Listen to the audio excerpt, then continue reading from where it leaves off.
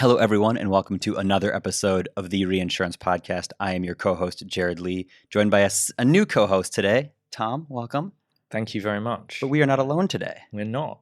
We also have with us Tom Draper, a second Tom, joining us from Coalition.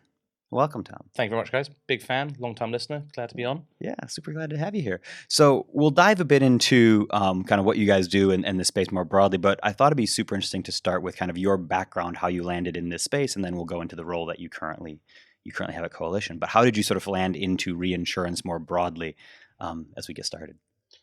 So my experience from a cyber and cyber insurance space has been kind of built up over nearly 20 years. So for the last 20 years, I've been a cyber insurance broker. So first started my career at Willis, became WTW, moved over to Lockton, and then for the last 10 years, led the Gallagher cyber practice out of London. And a key part of that was how can you give a product that is designed for all sizes of business, but via distribution methods. And so that then naturally led to a reinsurance world. So one of the key partnerships we had when I was at Gallagher's, in my 10 years there, was working very closely with the reinsurance divisions, ceding carriers, how we can provide a product designed for SME clients across multi-countries. Mm-hmm. And natural route to do that is reinsurance. So that was really my first engagement with it was there. In my role at Coalition, I'm head of insurance for UK. We write on a direct basis, but of course reinsurance is a key part of us. Capacity is the key question most of the partners have. So yeah, heavy involvement on both sides. Very, very nice. And Tom's obviously our in-house cyber expert, so we brought him in here to sort of make sure we're staying into the most interesting parts of the cyberspace more broadly. I don't know if it'll be interesting. I think I'm a low budget replacement for Mr. Rose. If it wasn't 30 degrees outside, I would have bought a bad jumper to try and make you feel more at home. You know how stressed out I get without jumpers in the rooms.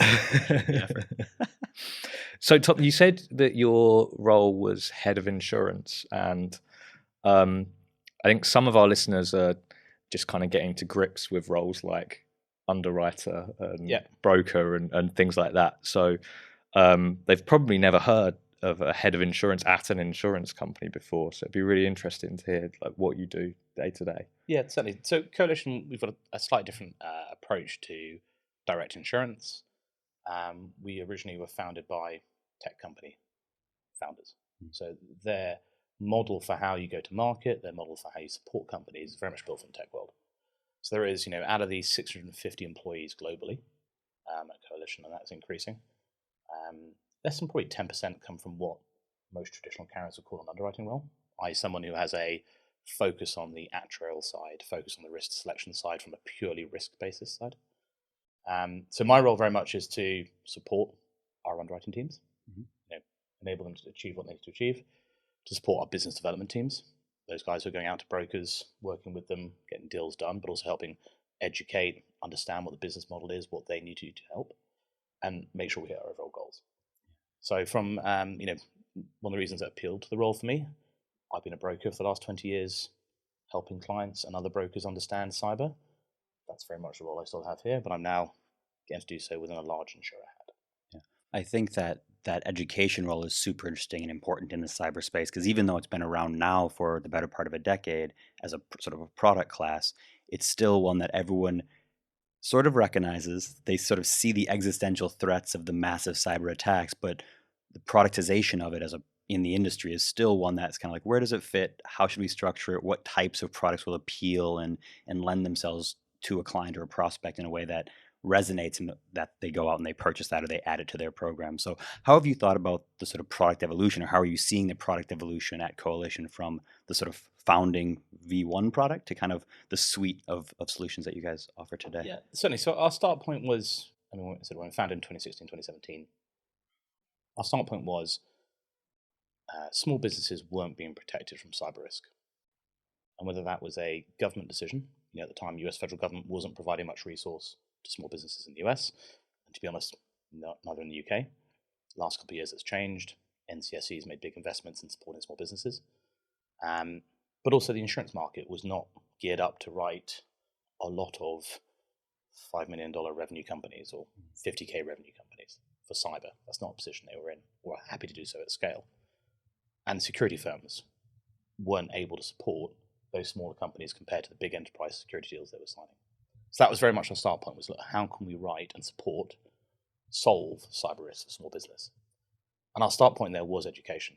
It was how could we view clients the same way the attackers do, and how can we tell them they need to get better, and therefore reduce our risk, but more importantly, reduce theirs. So that led to the evolution of our what's called Coalition Control. It's our underwriting and risk management vulnerability platform that enables us to see at scale what a client is exposed to, what doors are open, what windows are open, and actually what they need to do to fix it, and helps them do so. So that was very much our start point at that level. You mentioned kind of the line of business is kind of ever growing and ever developing, and cover is getting more varied and deeper over the years. One would assume that would make it quite capacity hungry. I think we've spoken in a lot of episodes around struggles in getting capacity, and looking at property cat, cyber was probably a bit more attractive this year. But how do you protect yourselves against constantly needing more and more capacity over the next? Well, I think we started at the very beginning with the knowledge that we had to grow the market. Like, the cyber market as it existed was not writing all the business it could have. Not every single SME was there going, cyber is a risk that I have, and I think more SMEs are aware of that. Despite being in lockdowns for 3 years and everyone operating on Zoom and working remotely, not everyone was going, oh, cyber is a risk to my business. And then, more importantly, the broker community was also struggling with how to articulate that as well. How do I explain to a company they have a cyber risk? So we always saw that if we were helping clients understand their risk because we give them the product, if we help our brokers explain that because we give them our risk assessments, we will always need more capacity, because we're by our very nature growing the market rather than taking the market from someone else. Mm-hmm. So capacity for us has been a key concern. We've had an entire division set up to do that type of process. But also I think we've got quite a different mindset, which has been build for the long term. So it is building the capacity out 5 years out. It is building a captive that we've run since the very beginning on our own balance sheet. It's been building a reinsurance vehicle that we have out in Bermuda to enable that. And then, we went and we bought our own emitted insurer last year. How do we access alternative capital and enable that to happen? I think the thing for me is, when it comes to bigger capital and capacity, is always, can you tell the right story that they need to hear? Can they see, and can you cover off the concerns that they have? Can you talk about systemic risk and those type of concerns? And that's something we've done very well for the last couple of years. Yeah. And does the kind of structure of your product and having that, active monitoring in place help to set you apart from others in that? 100%. Well, it's probably two sides of the same coin. One, because we're able to turn around and say very clearly, look, if you're focused on historic events, here's how that would have impacted us. We've been running since 2018 in the US. Canada, we launched 2020. We launched here in the UK 2022. Australia's later on this year. But we can model, here's how our book would have performed. Because our platform constantly scans the internet. So we've underwritten every single account, even if we haven't seen it, if that makes any sense. But what it also enables us to do is to stop things happening. So if we become aware of a critical vulnerability that our research team is there going, this will have an impact on business. If you have this and it is being exploited at scale by threat actors, we can tell clients, guys, you need to fix this. Which I think positions us slightly different from a cyber hurricane approach, where you're actually able to say, like, well, cool, but everyone's aware this is coming and they're batting down the hatches, and therefore there's not going to be the insured loss you expected there to be, despite the fact there was a major hurricane in Florida. Yeah. So I think that definitely has helped our capacity discussions. And how does that impact the rest of the market? Like, do they need to catch up, or they're going to be in trouble in the future, or where does this? I think everyone has been approaching modelling for the last couple of years with a realisation that the models have needed to improve. There's been a lot of work done by all the various actuaries. We were at Aston in Lloyd's a couple of months ago, and there's a big focus there on evolution. In fact, we presented our new reinsurance model and our view on aggregate systemic risk at that. It's an area that there's been a lot of work being done on, but I think if you don't have the tech, you might not have the confidence. That's probably the best way to view it.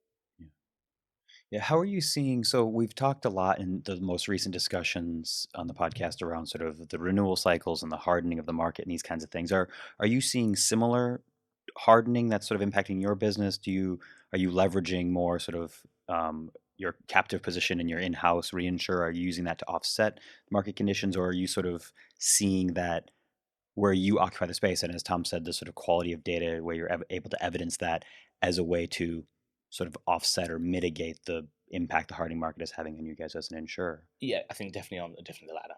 I think whether we're in a hard market, soft market, wherever we're at in the market cycle, we need to be able to use the data to enable us to take advantage of that. The other aspect we have, I think, especially in cyber, is because the threat environment moves so quickly, it's potentially less than the insurance market cycle and more the threat market cycle, if that makes any sense. Because the insurance market cycle will always lag. There will always be quite a lot of time for many insurers between they set the actuarial model, they wrote the deal, they then had the loss materialize, then had the learnings out of the loss, they then update the actuarial model. That will take time. And that's what we saw in the hard cyber market 2018, 19, 20, was the delay it took for the actuaries to turn around and be like, guys, things are happening here and we need to make some changes. And that's what led to such a rapid change in the cyber market. Because as with all things, if it's within underwriter control, it's a smooth move. If actually people are coming from above saying you need to make corrective action, that's a bit where you start seeing supplements. That's a bit you start seeing rates going up. So for us, the tech enables us to smooth, enables us to see that in advance, either not write the risks that are exposed, or enables us to charge the appropriate premium for those type of risks. So how wrong, I guess, are the you've mentioned the models a couple of times, and you've mentioned that they naturally need to keep up. But even a few weeks ago, I saw a report where they'd run a direct comparison of kind of a cyber cat event across the different models that were there in the industry, and the disparity was 500% from the smallest to the largest loss estimate. That feels like the technical equivalent of a shrug of the shoulders. Yeah. I mean, as an example, when the PRA ran their cyber thematic review for Lloyd's last year, and the results, the worst case scenario, which was pick a cloud provider, be down for a month, how long is it going to impact your organization? I think the spread of that was between 15 and 30 billion.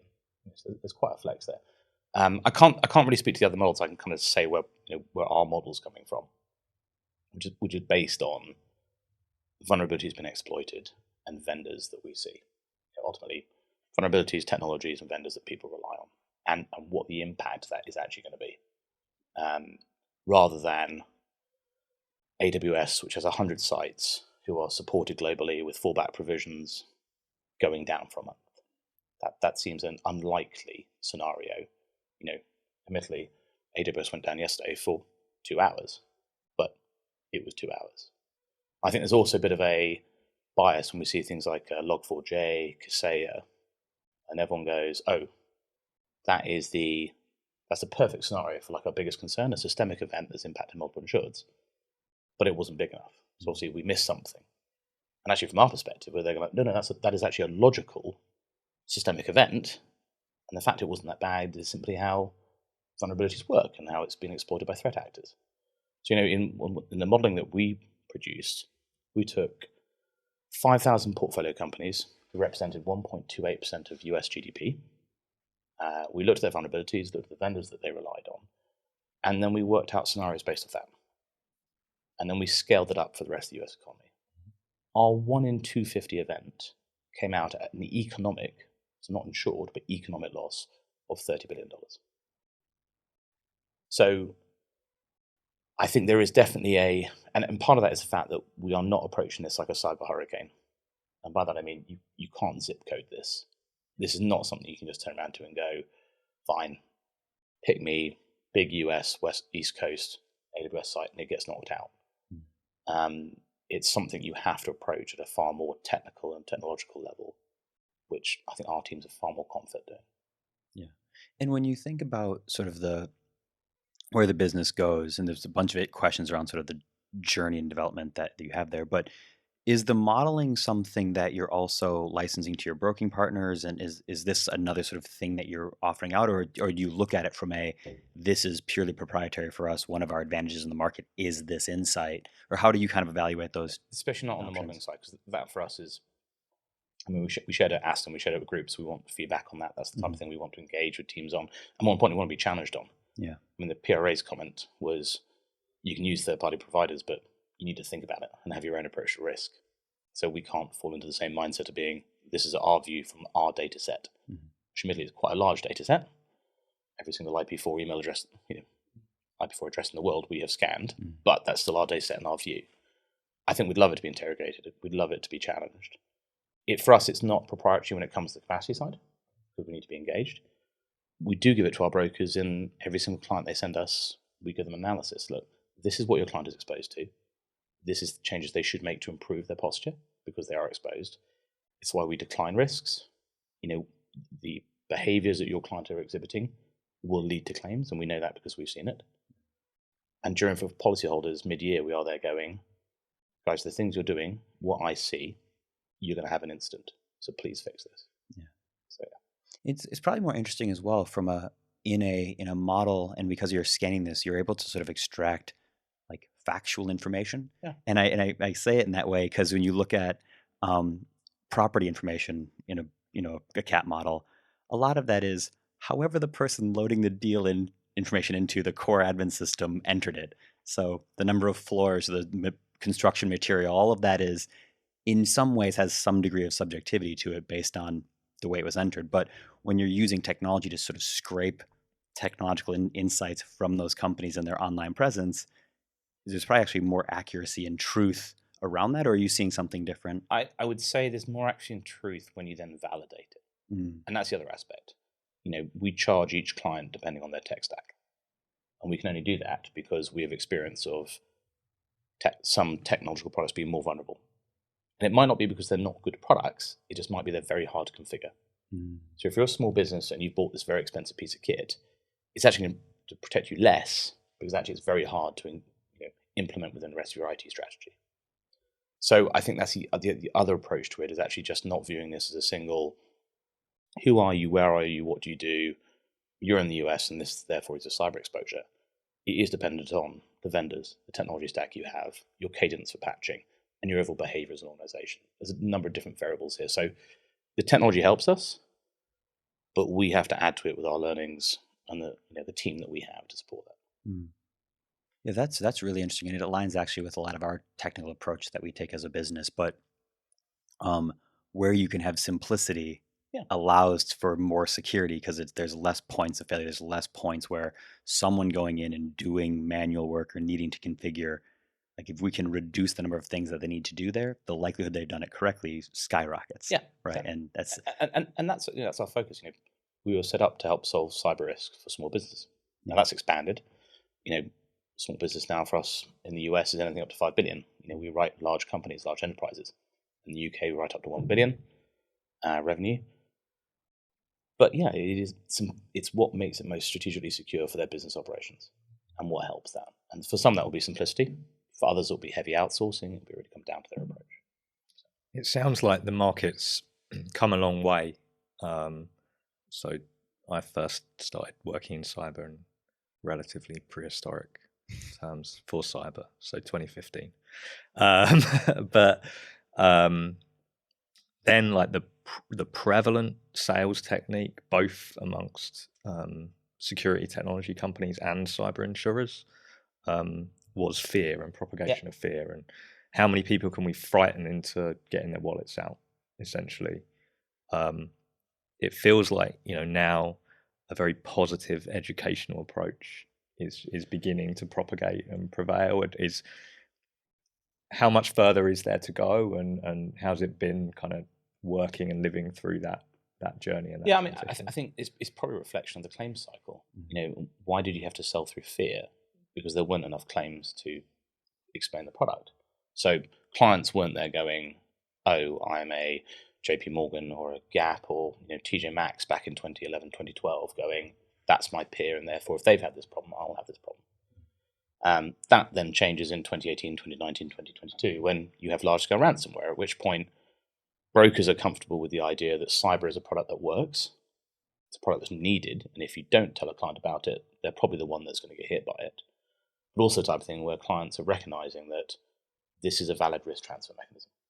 And I think that's probably the change we've seen over the last 10 years, definitely, has been at the individual company level, insurance has become part of their risk transfer approach.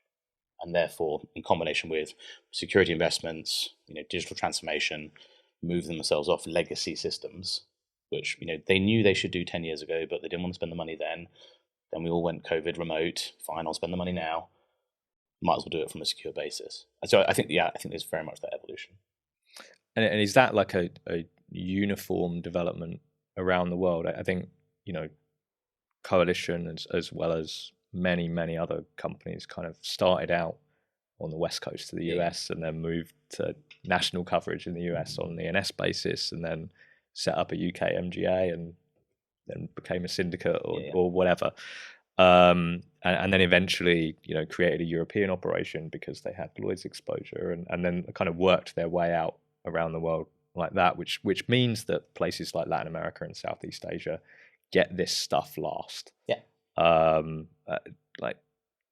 Do you see things continuing to go that way, or are there approaches that can be used to protect people in those regions? I think there are definitely approaches that can be used to protect people in those regions. I think it always comes down to how a local market views the role of insurance. So by the very nature of it, cyber will be as an ancillary product. It's not a legally required product. It will do well in markets where there's already a large non-life P&C GDP. Yep. Because there's therefore a natural view from especially companies that I should be transferring my risk through this method. So why did it sell so well in the US? Well, one, the laws changed first, so therefore, regulatory-wise, it was a better safe product. But also there's a different risk management culture in the US compared to the UK. So in the US, the risk purchasing culture is always one of, I don't actually know what the answer is. I'll buy an insurance product that will protect me until I know what the answer is. If at any point this goes wrong, I can sue anybody in the chain. Like my broker who advised me, my insurer who didn't pay out. In the UK, for example, the process is more of a, what is my risk?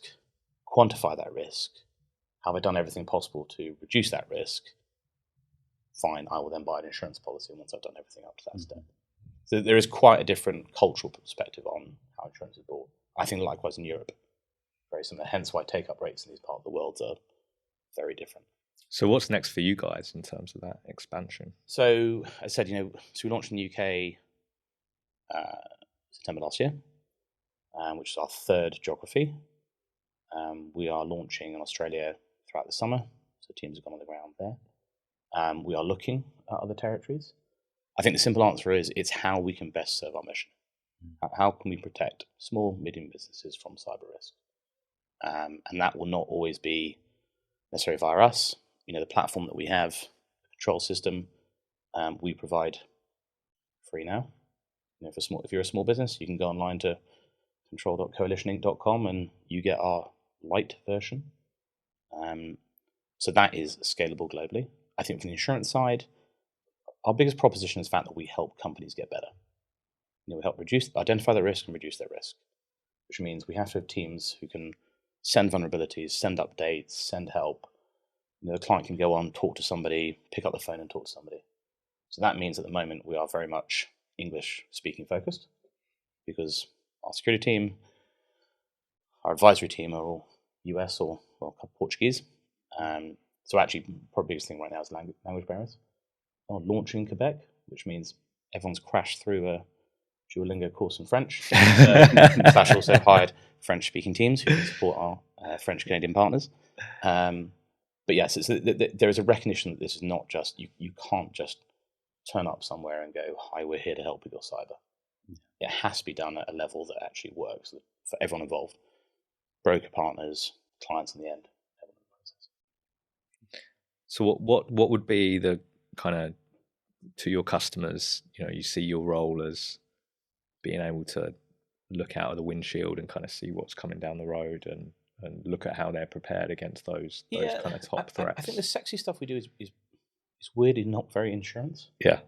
I said the insurance is a vehicle to enable us to do this. Yeah. Hence why 10% of our staff, our team members, are actually from a actuarial insurance background. Most of them come from a technical engineering or security engineering background. I think the thing for me is, I said, it's the stuff we do outside of that. So Move It, the exploit that has been in the last week quite popular.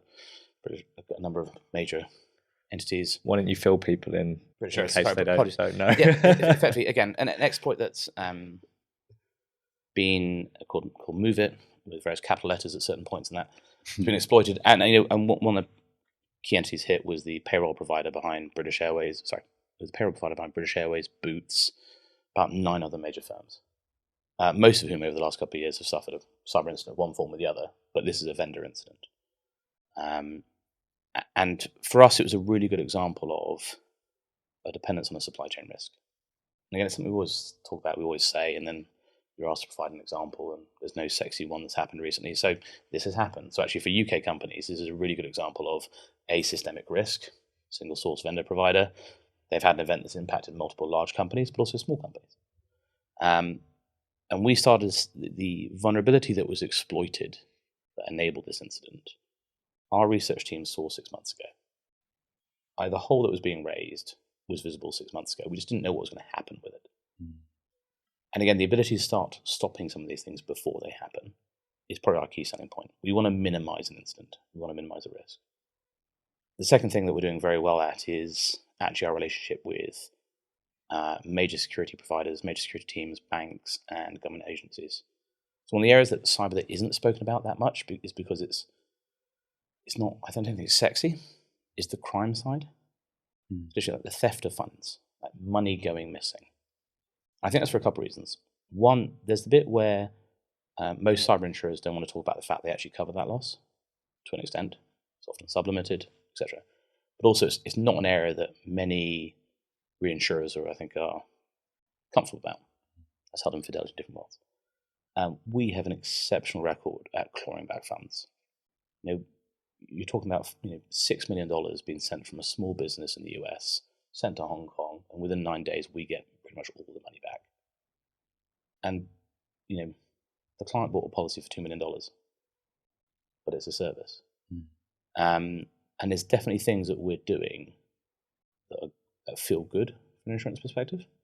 Now, the people that we're stopping is criminals operating out of parts of the world that we all know about and all scared of, and we're stopping them from causing ransomware attacks against our client, or people who are succeeding at getting money out of them, and we're getting the money back. So that's quite a nice, warm and fuzzy. Yeah, do you think some of those services will even surpass the financial limits of the insurance product? 100%, because this is the other aspect. You don't buy an insurance product for your worst case scenario. You buy a logical, and we provide to all our clients like, well, here's what our actuarial model is suggesting. Here's how we're pricing you. So here's where we think you should be buying a limit to. But we don't recommend they buy the limit the same as all the fund transfers they do, because that's a huge amount of money. But if that is stolen, and we have the ability to claw that back using our connections within the various security services or crime agencies, we'll get it all back. Yeah, so there's some fun things there that just make it a bit different. That's great. Yeah. So we can't do an episode on cyber at the moment without talking about the Lloyd's war exclusions. I thought, without mentioning the war. It's about to become a Fawlty Towers episode where I walk out the door. Well, I think the whole debacle feels a bit like a Fawlty Towers episode. It's gone on over the last couple of years. But for those listeners that don't know, essentially, Lloyd's and every other major reinsurer financial institution in the world is concerned about the impact of nation states' ability to impair the ability of other nation states to function through kind of mass cyber attacks. And so they're trying to address how this is covered in insurance policies and look at what's excluded and included. And Lloyd's recently rolled out, that's very recently come into force, a standard set of exclusionary wording that needs to be used in Lloyd's back policies. I understand some of your capacity at least comes from Lloyd's. So, you know, I guess one word answer to start with, like good thing or bad thing. Well, good thing is 2 words. I think kind of the start point for me is to rewind to where it started, which is there has always been a systemic risk concern regarding cyber. Again, by its very nature. I said it's something that we have, as I mentioned throughout this, disagreements over the size of, because we don't believe systemic operates in cyber the same way it does in property nat cat or others, or casualty. And I'm conscious of the fact that for many senior members of insurers and reinsurance companies, they come from a casualty property background. So they will want to view it within systemic risk from that. The other aspect we then had is there was a WannaCry event back in 2016, a systemic / a nation state event against a country, which then impacted a number of insureds who are very large organizations. So then it's on the radar. And then we had COVID, at which point insurers and their boards and their risk committees especially are going, what other systemic events are out there that could cause us to have a COVID-style loss? And understandably, cyber is on that list because cyber has always been on that list. So the approach, the original start point, I think, for the war exclusion was, an original start point was how do we better understand and articulate systemic risk for our insureds, which is a positive thing. That means insureds and insurers and reinsurers, everyone in the chain, including governments, can go, what is our role and where do we step in and where do we step out? What am I responsible for? What am I not responsible for? And how do I hand over? So, for example, Paul Ree many years ago stepped up and went, if there's property damage arising out of a cyber event that's critical national infrastructure and we're covering it, we're going to cover it. Great. Solved it. Perfect. I think the challenge with war is it's a peril. It's not an end result, what we're getting to. So that was always the thing. But there's been a lot of work done over the last 3-4 years by all the various teams, LMA as well. I think for me, it was a presentation challenge. But again, you're turning to groups who are not there to present. You're turning to groups who are there to enforce, inform, provide guidance. I feel like it should have been presented as Lloyd's affirmatively covers war. And it should not be referred to as the war exclusion. It should be called the war coverage. And here is Lloyd's approach to war coverage for cyber. Might not be right, might not be wrong, but this is the start point of a conversation we're going to have over the next 10 years. But it's going to involve reinsurers, actuaries, modelling that is wrong, that is right, that is moving, and also insureds turning around going, that's not acceptable to me. From our perspective at Coalition, we look after predominantly small to mid-market business. And we do write larger risks, and we've engaged with them on different ways to approach this. But small to mid-market, you are not going to be attacked by a nation state. You are going to be exploited by a nation state if you have a vulnerability open, because they're doing a mass campaign. Fine, that's what our kit does. It shuts those type of events down. So we're quite relaxed about it. The view I've personally always taken is there is no such thing as cyber war. It will always be a part of a bigger thing. So by the time everyone's wondering why AWS has been down for a month, you're running to the hills with a shotgun and baked bean cans. Very personal comment there. Very personal comment. But the reality is that, you saw what happened when we didn't have loo roll for a week. Yeah. So imagine not having loo roll or Deliveroo or Netflix. State of the nation is starting to hit some scary levels. So I think for me, the discussion, but also what I like about it is we've had the first discussion. There's going to be more things coming down the pipeline. Cyber is probably the least of the worries. AI, how is the insurance market going to approach that? How is the reinsurance market going to approach that? As an example, how do you take like the E&O space where every single lawyer from this point onwards is using ChatGPT to write their legal opinions? And it turns out that ChatGPT makes up legal opinions. So the bit you're like, there's teams that involved. So I think for me, it's a useful example of how do we react to a concern? How did the London market predominantly react to an event? But the London market wasn't the only entity concerned about this. This is a wider global insurance. I think this is a useful test run. Yeah. The next one will be even more exciting. I think I agree with you. I think there was a massive presentation problem, because the moment you actually read the clause, you realise it's actually a very unlikely event. It's one nation state attacks another nation state with the aim of destroying it. It depends which one of the 4 you pick and which one of the adapted ones you pick. But it clearly lays out what we're covering and we're not covering, which the old version was really subject to. And admittedly, at which point we go into the courts, and the courts will decide, but admittedly, property insurance and property BI has been around for a lot longer than cyber has. FCA still had to run a COVID BI case via the UK Supreme Court for those to be decided. So normally we would look to the courts to provide that solution. However, I fully appreciate that's not a great customer outcome for someone there going, I bought a policy, I've been impacted, do I have coverage? Yeah, especially if that causes a lag in sort of the reimbursement to funds or similar, where it's like, well, I appreciate you paying out 3 years later. Yeah, yeah. Well, you're since out of business, Yeah. right? You have these sort of Exactly. things that And this is at a time when everyone is really aware that Yeah. we're operating remotely and I'm career dependent on my systems and everyone's having ransomware. So I would like to know that I have coverage for this. So I fully see where the concern is. And I think, again, from a presentation perspective, it's just, that was not the role of that group. The role of that group was not to present.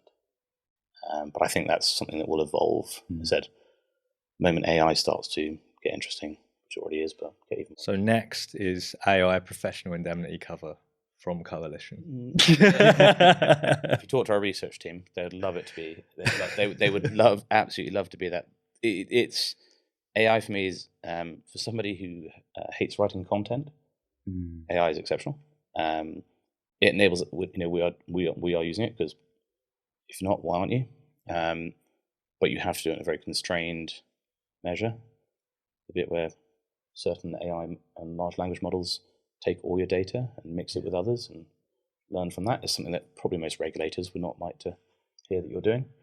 AI is a really interesting place right now. There's some really interesting stuff. What they've introduced with ChatGPT and sort of the OpenAI sort of movement has introduced, which is really interesting, is we've over the last several years had that kind of, at this point, tired conversation around autonomous vehicles of where does liability stand, who's responsible in accidents or these types of things. But we are introducing a world now where it's like, what happens when using an AI model, you have false positives for medical diagnoses, or you have, legal rulings that have been written in a way that now don't cover what they should have done, or there's the nuance around responsibility is beginning to be very confusing, where in that car example was the one we wore out 5 years ago, but we can now apply that to a lot more classes of business. Yeah, and I think that's especially true when you have people who are not technologically aware using something. It's the whole Tesla called autopilot problem. Type of thing where you're like, it's called autopilot, but it doesn't mean it autopilots, guys. Okay, fine.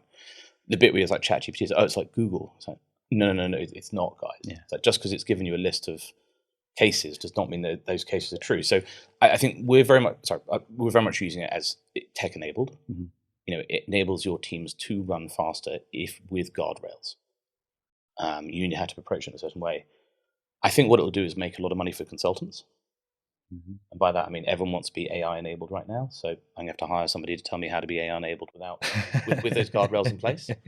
And go to some conferences. Yeah, exactly. Yeah. So I think there's money to be made in the AI consultancy world. There's probably a whole lot of crypto guys who need to transfer over.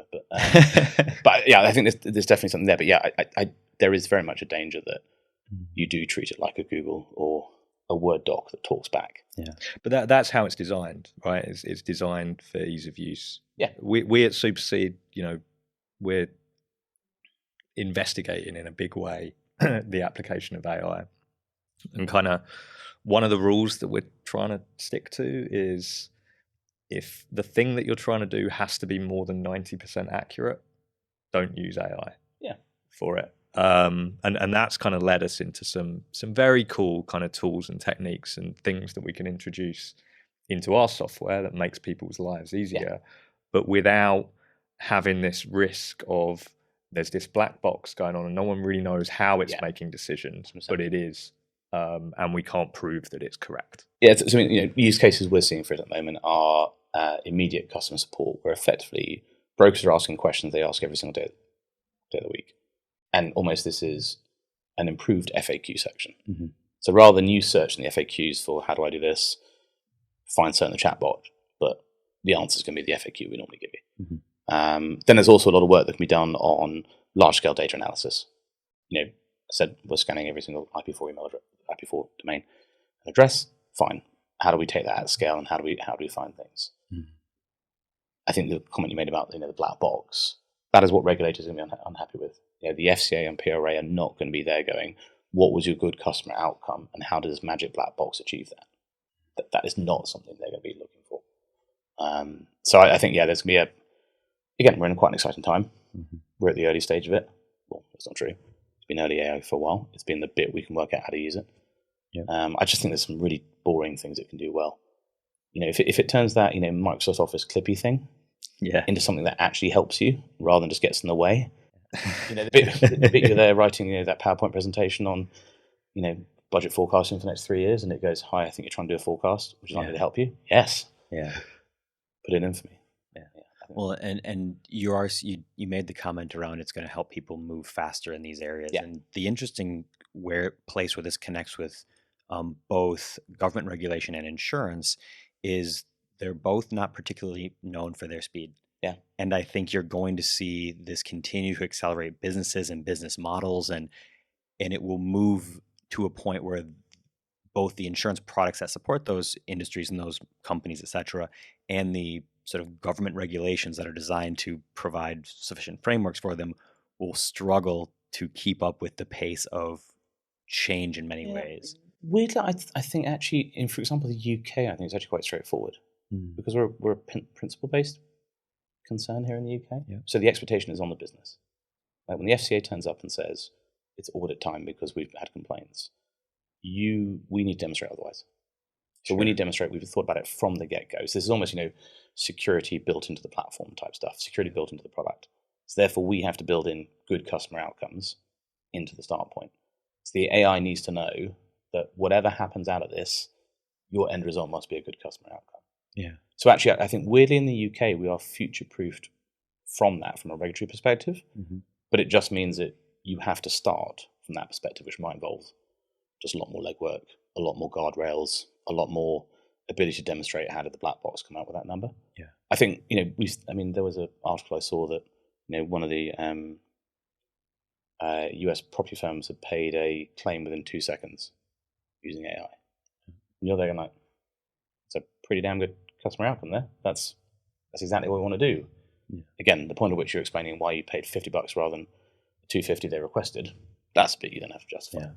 Well, and you run into the little fringe cases. I know Lemonade got slapped a year ago ago around declining claims because the video face thing.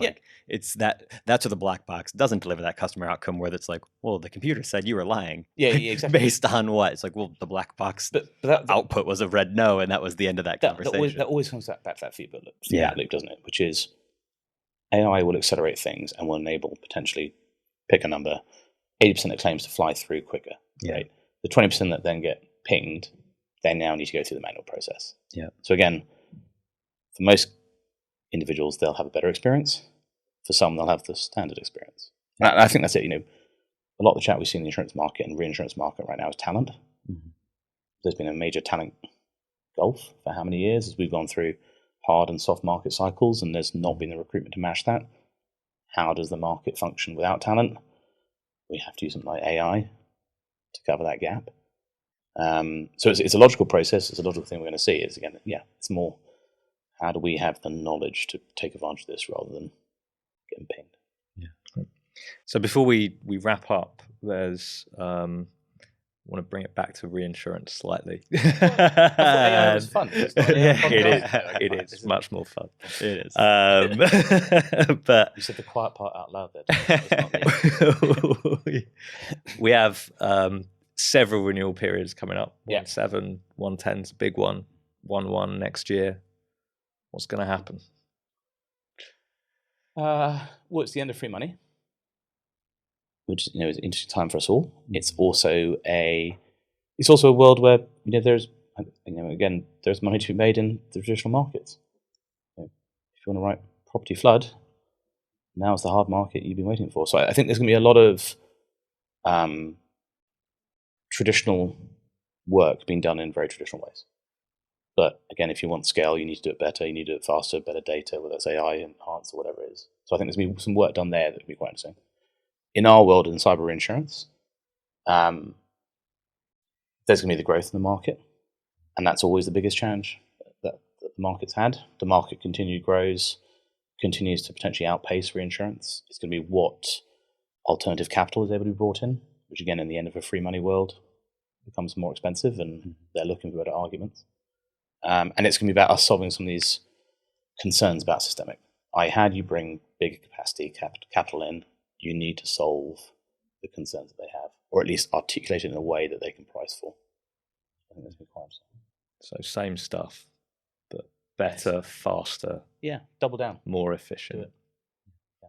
And what are the big renewal seasons for yourselves? Do you purchase mostly at 1/1? Do you spread throughout the year? So we're spread throughout the year because we have a combination of direct facility MGA business, but also our own reinsurance and things like that. So we are spread a bit throughout the year. I think we do convalesce around certain key areas. Our clients buy throughout the year. Yeah. Because, predominantly we look after, large enterprises buy at the peaks, 1/1, 6/1, etc. But small businesses renew every single month, every single day of the month.